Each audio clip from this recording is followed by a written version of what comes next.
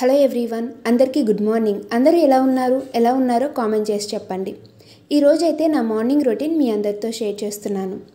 యూట్యూబ్లో అయితే ఒక కొత్త ఫీచర్ అయితే అప్డేట్ అయ్యింది. ఆటోమేటిక్గా మనకి మన వాయిస్ అనేది ఏఐ వాయిస్గా అయితే డబ్బింగ్ అయిపోతుంది. మీకు కనుక నా వీడియోస్ అలా ఏఐ వాయిస్తో అయితే వచ్చినట్లయితే మీరు వీడియోస్ ఓపెన్ చేసిన తర్వాత సెట్టింగ్స్ ఉంటాయి కదా, సో సెట్టింగ్స్ దగ్గర క్లిక్ చేస్తే మనకి ఆడియో ట్రాక్ అయితే ఉంటుంది.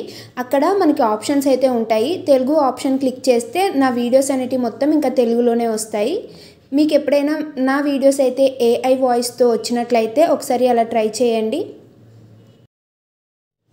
ఇక్కడ మార్నింగ్ లేచిన వెంటనే ఒక గ్లాస్ అయితే వాటర్ తాగుతాను. ఇంకా తర్వాత అయితే నేను ఎప్పటి నుంచో బార్లీ చేసుకోవాలని అనుకుంటున్నాను, అసలు తాగట్లేదు. ఈ ప్రెగ్నెన్సీ టైంలో బార్లీ వాటర్ తాగడం వల్ల చాలా బెనిఫిట్స్ అయితే ఉంటాయి. ఉమ్మనీరు తక్కువగా ఉంటే ఉమ్మనీరు పెరుగుతుంది, అండ్ అలాగే యూరిన్ ఇన్ఫెక్షన్ కానీ, అండ్ అలాగే మనము డీహైడ్రేట్ అవ్వకుండా ఉంటుంది బాడీ. సో అందుకని వీక్లీ వన్స్ అయినా లేకపోతే 2 times అయినా బార్లీ వాటర్ అనేది కంపల్సరీగా తాగాలి. ఇంకా ఇంట్లో అయితే బార్లీ ఉన్నాయి, సో బార్లీ గింజలు అయితే ముందుగా వేయించేసుకొని నేను ఒక బాక్స్లో స్టోర్ చేసుకున్నాను.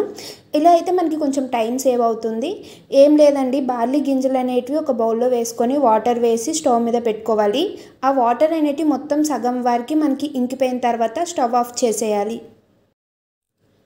ఇక్కడైతే నేను బార్లీ వాటర్ అయితే ప్రిపేర్ చేసుకున్నాను. కొంచెం అవి కూల్ అవ్వాలంటే టైం పడుతుంది కదా. ఇంకా మార్నింగ్ బ్రేక్ఫాస్ట్ కోసం అయితే ఇక్కడ నేను ఇడ్లీ బ్యాటర్ అయితే ముందు రోజే అమ్మ ప్రిపేర్ చేసి ఉంచింది. సో ఇడ్లీ బ్యాటర్ అనేది ఇంకో బౌల్లోకి అయితే వేస్తున్నాను. మనం డైరెక్ట్గా అంటే ఉప్పు వేసి మిక్సీ పడితే మనకి ఎక్కువ రోజులు స్టోర్ అయి ఉండదు. సో ఉప్పు వేయకుండా మనం మిక్సీ పట్టుకుంటాం కాబట్టి మనకి ఎంత క్వాంటిటీ కావాలో అంత క్వాంటిటీ తీసుకొని సాల్ట్ వేసుకుంటే సరిపోతుంది. ఇక్కడ కొంచెం అమ్మకి హెల్త్ బాగాలేదు, జ్వరం. సో అందుకనే నేను ఈరోజు కొంచెం ఎర్లీగా లేచి ఇంట్లో పనులు అనేటివన్నీ చేస్తున్నాను. మన సబ్స్క్రైబర్స్లో ఎంతమంది వారాహి అమ్మ గుప్త నవరాత్రులు చేశారో నాకు కామెంట్ చేసి చెప్పండి. నేనైతే ఈ సంవత్సరం చేయలేకపోయాను, ఎందుకంటే 7th month తర్వాత మనం పూజలు వ్రతాలు చేయకూడదు కదా. ఇంకా లాస్ట్ ఇయర్ మాత్రం నేను వారాహి అమ్మ గుప్త నవరాత్రులు చేశాను. ఏంటంటే మేము ఒక 2 years నుంచి అనుకున్నాము, బట్ కుదరలేదు. లాస్ట్ ఇయర్ మాత్రం బాగా కుదిరిపోయింది. 9 నవరాత్రులు అయితే ఏ అడ్డు ఏమీ లేకుండా అయితే చాలా బాగా అంటే వారాహి అమ్మకైతే పూజలు చేశాము. ఈ సంవత్సరం ఇంకా చేయలేకపోయాను. నేను చేసిన పూజలు కూడా నేను కొన్ని స్క్రీన్ షాట్స్ అయితే ఫొటోస్ పెడతాను. లాస్ట్ ఇయర్ కూడా మేము అనుకోలేదు వారాహి అమ్మ నవరాత్రులు చేస్తాము అని. అంటే మేము ఎప్పటి నుంచో అనుకుంటున్నాము, బట్ మాకు కుదరలేదు. ఇంకా ఆ రోజు సడన్గా ఆ రోజు నుంచే నవరాత్రులు స్టార్ట్ అని మాకు తెలియదు. మా హస్బెండ్ డ్యూటీకి వెళ్ళిపోయిన తర్వాత ఫోన్ చేసి చెప్పారు, ఈ రోజు నుంచే వారాహి అమ్మ నవరాత్రులు స్టార్ట్ అవుతున్నాయి, మనం చేద్దామా 9 days కలిసి అని చెప్పారు. సో నేను కూడా చూసుకున్నాను. నాకు కూడా ఏమైనా అడ్లుంటే కదా, లేడీస్ కన్నా కొన్ని ప్రాబ్లమ్స్ ఉంటాయి కదా. సో అవన్నీ నాకు ఇప్పుడు లేవు కదా. సో 9 days కూడా ఎలాంటి ప్రాబ్లం ఉండదు. ఇంక ఈ 9 days అయితే చేయొచ్చు పూజలు అని చెప్పి ఇంకా ఇద్దరం కలిసి అయితే అనుకున్నాము. అప్పటికప్పుడు మార్కెట్కి వెళ్ళి ఏం కావాలో అమ్మవారి ఫోటో, పూజకు కావాల్సిన సామాగ్రి ఇవన్నీ కూడా తీసుకొచ్చి ఇంకా ఈవినింగ్ అయితే మేము పూజ చేయడం స్టార్ట్ చేసాము.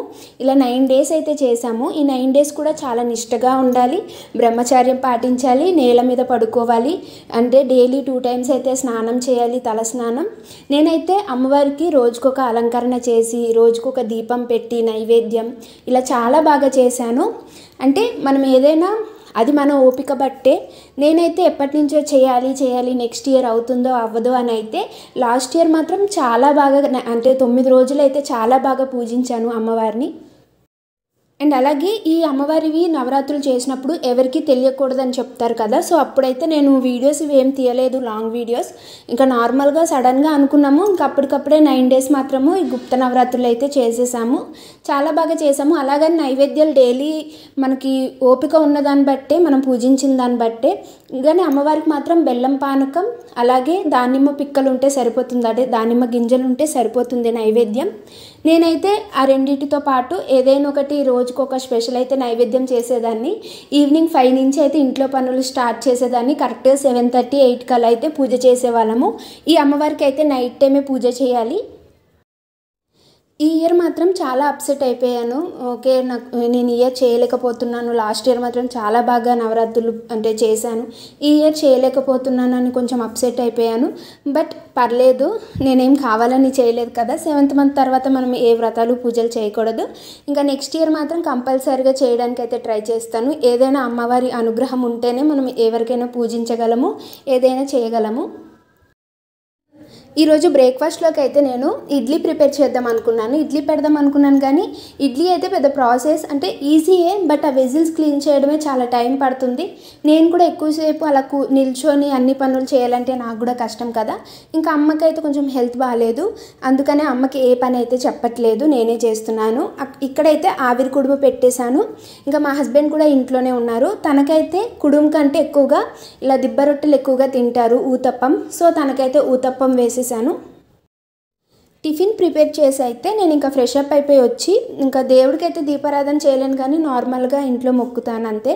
ఇంకా తర్వాత టీవీ యూనిట్ దగ్గర అయితే నేను ఇలా గ్లాస్లో లెమన్ వేసి అయితే వాటర్ చేంజ్ చేస్తూ ఉంటాను. ఇంట్లో ఇలా చేయడం వల్ల ఒక మంచి పాజిటివ్ ఎనర్జీ ఉంటుంది. ఇంకా బ్రేక్ఫాస్ట్ అయితే కూడా రెడీ అయిపోయింది. నేనైతే ఫ్రెష్ అప్ అయ్యి వచ్చిన తర్వాత ఇంకా బ్రేక్ఫాస్ట్ అయితే పెట్టుకుంటున్నాను. ఈరోజు బ్రేక్ఫాస్ట్ అయితే ఇది. ఇంకా ఈరోజు వీడియో అయితే నచ్చినట్లయితే ఛానల్ని సబ్స్క్రైబ్ చేసుకోండి. Thank you.